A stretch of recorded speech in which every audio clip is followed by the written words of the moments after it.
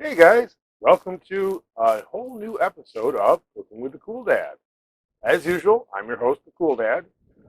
This episode is a little more special because we're now recording in 4K and we got some good audio going on now. I've done some tests this week with the audio. I've got the AC going in the background, can't even hear it. So, life is good. Food is life. Life is good. Let's eat some more. There we go, folks. You can't beat it. Once again, we are still on our State Fair food art. This week we're going to be doing a triplet. The first one is a little more involved, so we're going to start with that and move on to a couple of quicker ones. We're going to start with corn dogs from scratch. Everybody loves their corn dogs. And the nice thing about this is if you want to tweak the recipe a little bit to suit your own flavors, you can always do that. So we're going to start with the corn dog. We're going to get into deep fried mac and cheese bites, and then we're going to get into deep fried mashed potato bites. So let's drop down. We'll start with our corn dogs, and let's have some good eats. See you down below.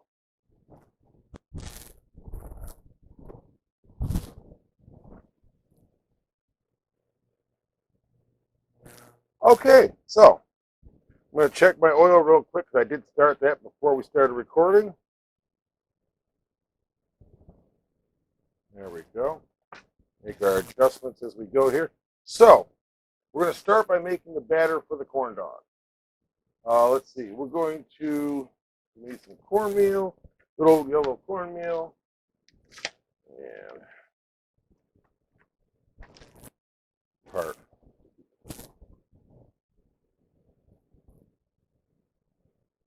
And there will probably be one more episode of fried foods. I've got a couple more things that I'm working on putting together for this. Close enough. 1 cup. And then we need 1 cup of all-purpose flour. Got right here. Yeah. I'll tell you, now that I have a working oven, though, this is going to go quickly this fall because I do like to bake. And yeah. Okay, 1 cup of flour. There we go. Let's get that out of the way here. Now we need 1/4 teaspoon of salt and an 1/8 pepper. So let me dig out my measuring spoon. 1/2 teaspoon, 1/4 teaspoon.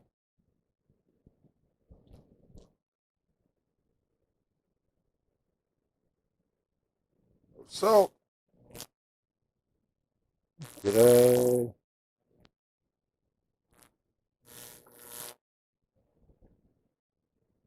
No recipe is complete without dog hair, but that's okay.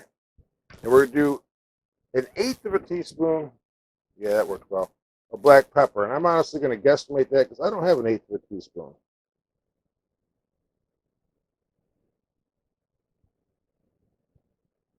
That's a little much. There we go. Now, this morning, my plan was to add some honey to this as well. However, the bottle of honey that I know I had laying around disappeared, and that's why I didn't grab it when I was at the store. But that's okay. Now we're going to add a 1/4 cup of white measuring cup. That 1/4 cup disappeared on me.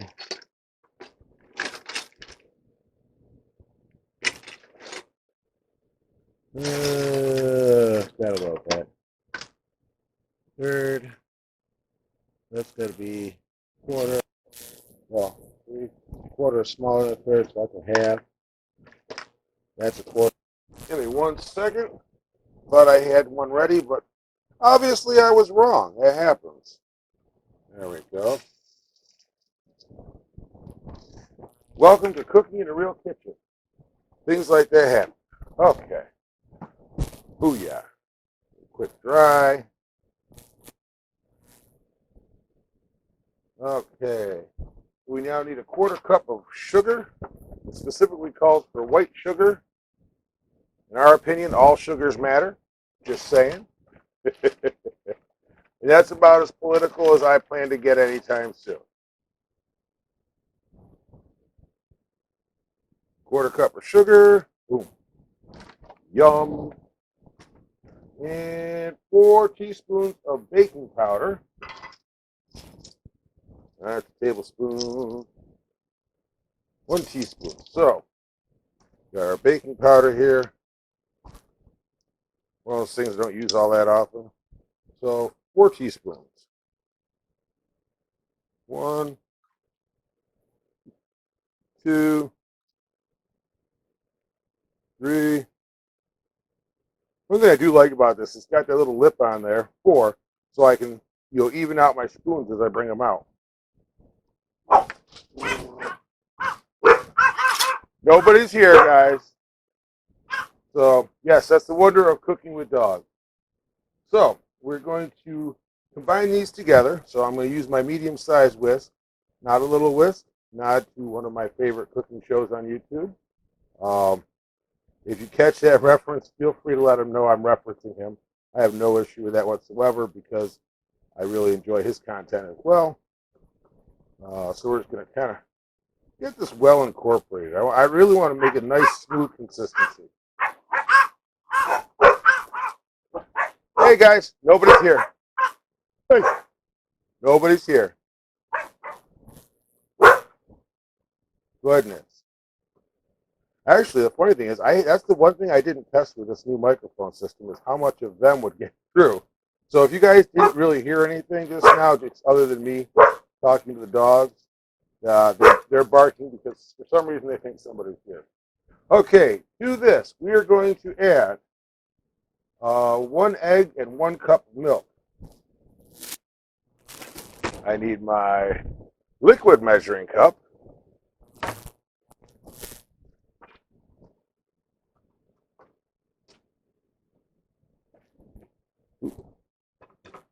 One egg. Bloop. And 1 cup of milk. Which in this one is almost a full container. Well, full measuring cup. There we go. Just going to put the milk back in the refrigerator, as well as the eggs. There we go.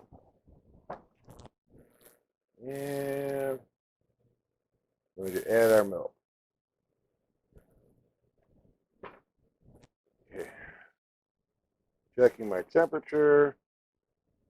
Whew. A little bit higher than I wanted, but that's okay too. And back to whisking we go. I prefer a whisk at least to start so I can get the egg properly beaten and incorporated, but that's me. Let's see here.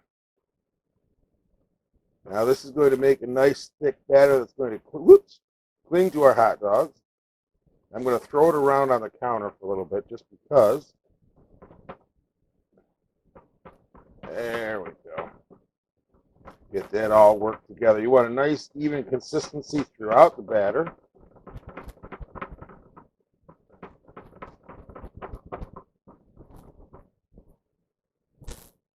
Get out what's in my whisk.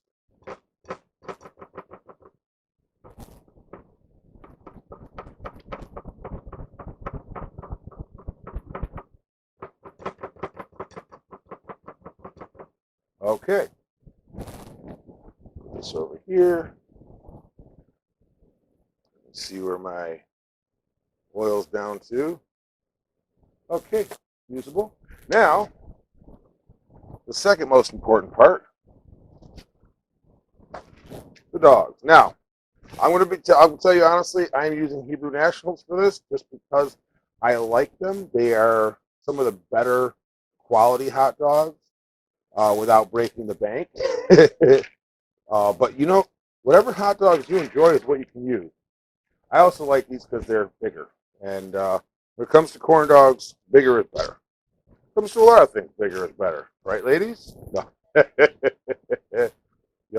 me later. Oops. There we go. Come on, give me a skewer. So, what we're going to do is take our hot dog out. We're going to run our skewer up through it. Let's see, I'm going to leave myself. So I'm going to want about that much of a handle on there. So I'm actually going to push it a little bit further. Set it there. Paper towel. And I'm going to get my handy dandy kitchen scissors. I'm going to cut that off there and pull it back through, just like that. Now I've got a nice handle on there without too much. So now comes the fun part, getting messy. We want to get this well and goodly battered up. We want this fully covered. Come on. Get on there. This is the fun part about cooking, is getting messy. I've always enjoyed that. Now, this might be a complete and utter failure, even though I follow the recipe exactly.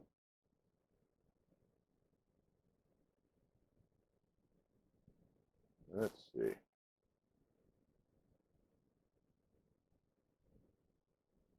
I'm actually just going to kind of apply it like spackle. We're going to see how this comes out. This is my first time making corn dogs from scratch, in case you couldn't tell. So we are going to see how this comes out. Okay. A little more over here.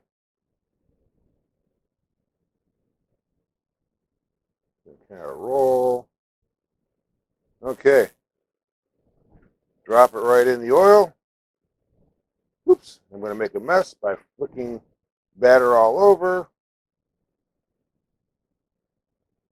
My medium whisk will come in handy for scraping batter off my fingers.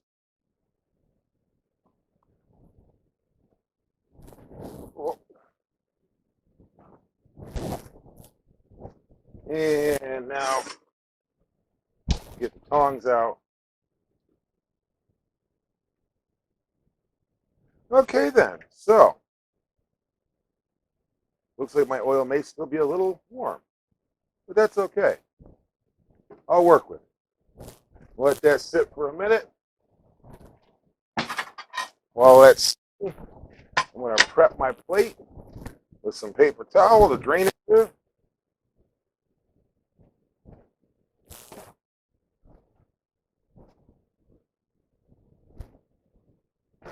There we go. Flip it one more time. Ooh, that's a nice dark corn dog. Okay. Give that another hot minute. Almost there. So, I'm going to take a look at this.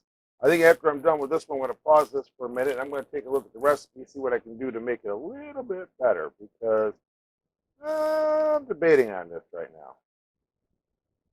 But you'll still see this, because that's just how we do it. Okay, so I'll be back with you guys in a couple minutes. Okay, as you could probably tell if you look closely, I did try a quick test run with this just to make sure I knew what I was doing, because I had seen a couple of different recipes to do this, and I want to make sure I'm doing it right. Anyway, mashed potatoes. I honestly got the store-bought, throw them in the microwave mashed potatoes because it's easy. You can make them with leftover. You can make your own fresh to use. However you want to do it. Get them from the local place that you get your hot mashed potatoes from and use them the next day. It all works. Now, I'm using what's commonly referred to as a soup spoon to scoop these out. And I'm just kind of rolling them between my palms. These are refrigerated, so they're still cold. Roll them around, make kind of a ball shape. Now, here's what I wanted to test. I'm actually throwing them into the panko breadcrumbs first, getting a little bit of a coating on there. There we go. Then, with the help of my carving fork once again, getting them over into the egg and covered in the egg wash. And there, come on, you can do it. Close enough. And back into the panko, where we're going to recoat it. So it's kind of like double breaded. There we go. And I just kind of, I'm not really pressing the panko into, I'm just patting a little bit to make sure it stays. And then pick it up and gently set it into the oil. Damn, I need more paper towels. So, if you like playing with balls, this is going to be the thing to do. If you don't like playing with balls, you might want to avoid this, except it's really yummy, so it might be totally worth it. Now, I let it go for about 30 seconds-ish on one side, then I flip it over because I want to get the egg wash cooked so everything sticks right to it. And that also gives you a very firm outside shell to your mashed potatoes. Now, here's the thing. If you want to have fun, get creative, get some cubes of cheese, shove them in the middle of your mashed potatoes to make some mashed potato bombs. There's nothing wrong with it. You can put bacon in there. You can put whatever you want in there. Just make sure it's something that'll survive being heated like this. That's all. Now, I'm going to give this about another minute on the first side, and this one will be done. So while that's going, I'm going to get up another scoop of potato here. And I'm not doing any specific amount per se each time, just a scoop with a soup spoon. Make it into a ball. Drop it into the breading. Throw a little breading on it. Like I said, I'm just patting it. I'm not really pressing it. It's more of a pat it into there we go. Into the egg wash. Make sure it's entirely covered. And back into the breading. And now, it's probably easier to do this if you use a bigger bowl for the breading, but I didn't think that far ahead, I'll be honest. So I'm doing it with a slightly smaller setup here, but it works. Okay, and that other one is just about done, so we're going to top that out. Pop that into a paper towel plate to drip off. Next one going in. While I'm letting that first side go. Fortunately, I have friends and family to help me with these things because if I ate everything I cooked like this, I would be twice my size. And my doctor would yell at me about my cholesterol, I'm sure. So, moderation. Food is life, life is good. Let's eat some more, but in moderation. There we go. Bring it back. Oh, oops. Got a little bit of extra egg with that one, but that's okay. Oops, let me get this flipped. That nice golden brown bottom. This one apparently is a little bit bigger.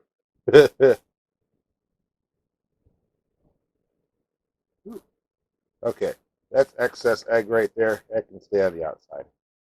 No big deal. There we are.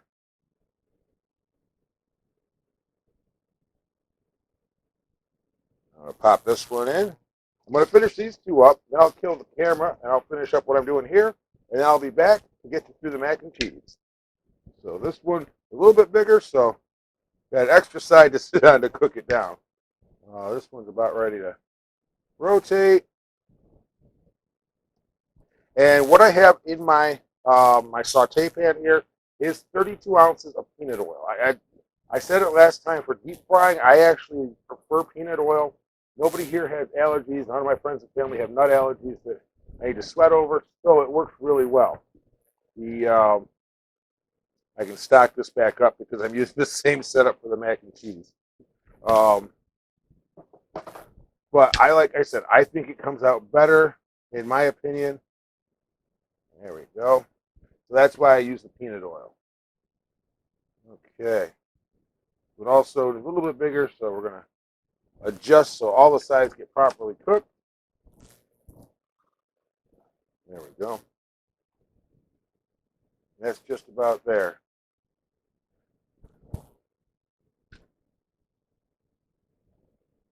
You just want to get that nice golden brown color to it.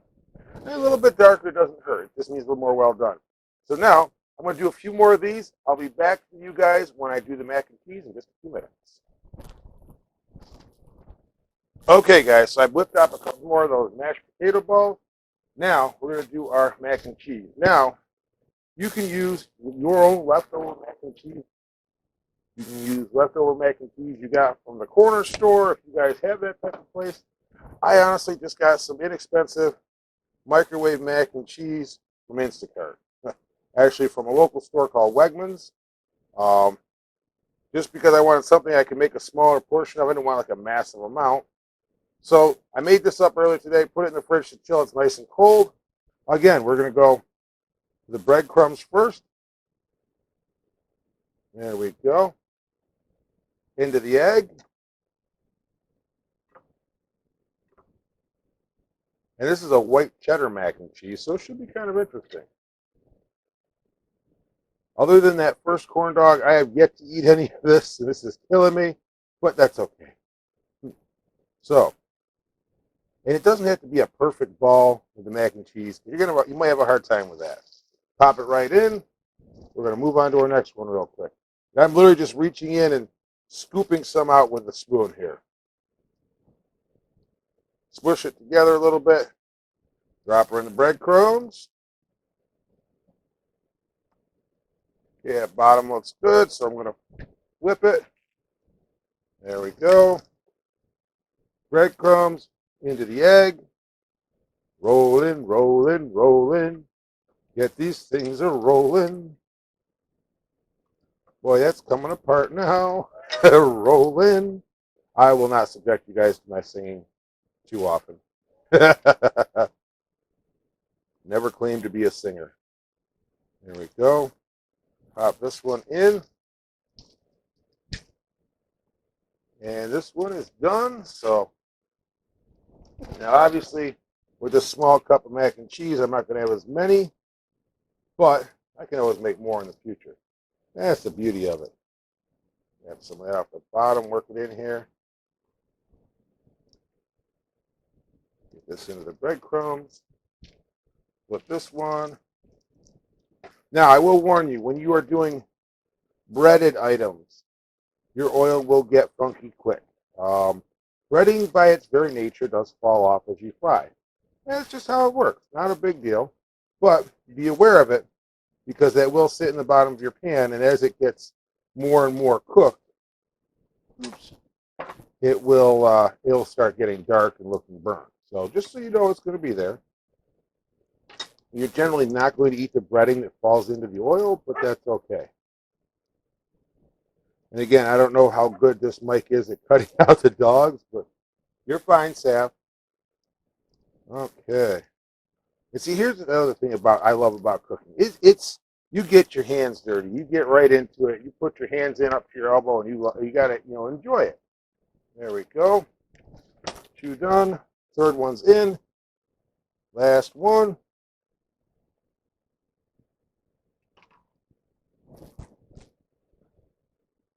Doesn't roll quite as well as the mashed potatoes do, but that's okay. And that's about ready to flip. And your hands do get messy. But you know what? There's nothing wrong with that. Messy hands are a sign of good food, in my opinion. It means you work to make the food good. Now, I was debating if I wanted to crack another egg, but I'm just trying to get through with what I got here. And we're just going to make this last one. Goodness. Come on, you roll over. There we go. Okay. Actually, I'm going to dump a little more because I've got plenty of pancake. Keep lots of that on stock anyway because I like to use it. I like the crunch it gives when you're frying stuff. That one's done. I like the crunch it gives when you're frying stuff with it. So I always keep panko crumbs around. If you're having a hard time finding panko style breadcrumbs in your store, check the Asian section. They are technically a Japanese thing. There we go. Rinse my hands real quick.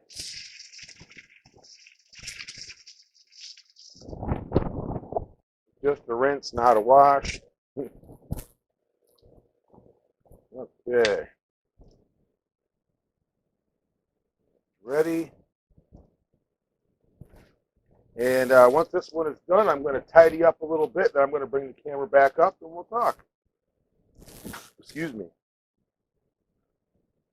So we've now got three of our regular delicacies from the state fair, which unfortunately is canceled this year, but we got to make life go on, so we're learning to make it ourselves. Almost there. And I'll be honest with you guys, this video had me nervous as hell because new equipment, you always got to be worried about it the first time. I've done a bunch of tests this week with the equipment. Everything worked out well, but okay, let me turn off the burner. I'm going to kill this right now. You guys hang on just a minute, and you guys, it'll be instantaneous. For me, it'll be a few minutes of cleaning up, and then I'll be right back with you.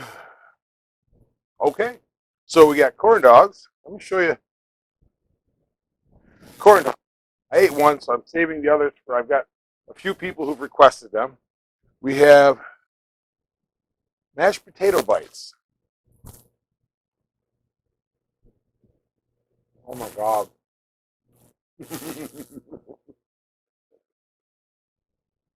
Not potatoes. So,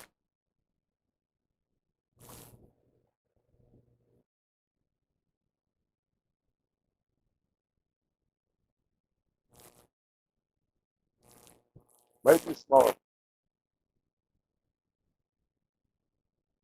right?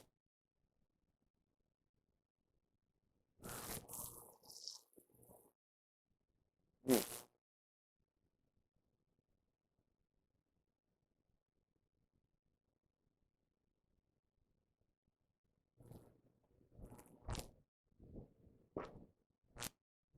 That one gets thumbs up. The for the record, the thumbs up.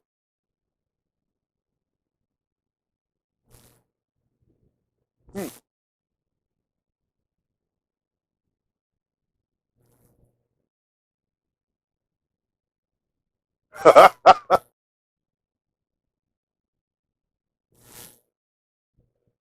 A little hot.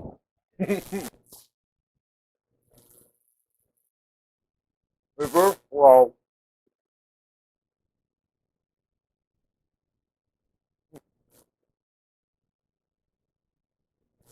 okay. A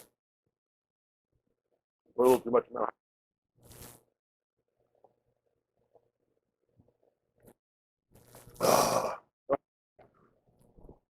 That was tasty.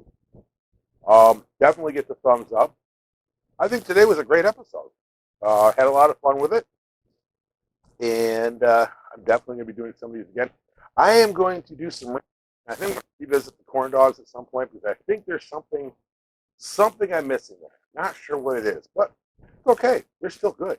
That's the best part. They're still good. Let's see. Stove's cooling down. Let's try to make sure I covered all my bases.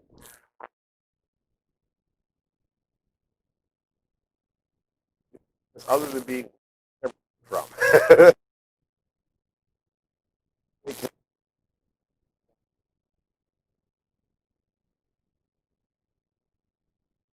Oh, so you have to make them a nice place to shop. And what can I say? Good. Yeah, so yeah, I think we covered it. So, well, I tell you, there's some visiting now because I promised off some samples. How that goes.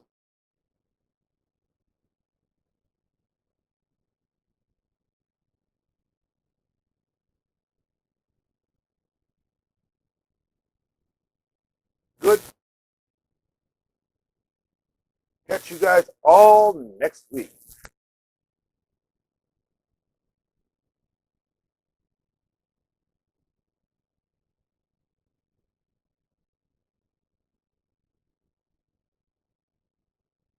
Yeah.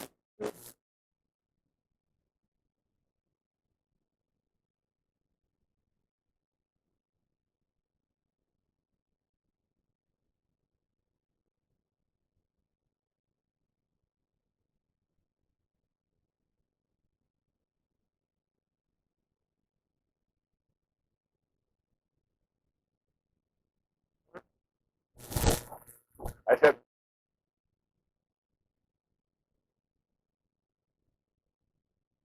be merch coming for you guys because why not be like the cool dad? And remember, food is life. Life is good. Let's eat some more. Great day. See you next week. Now I'm all done.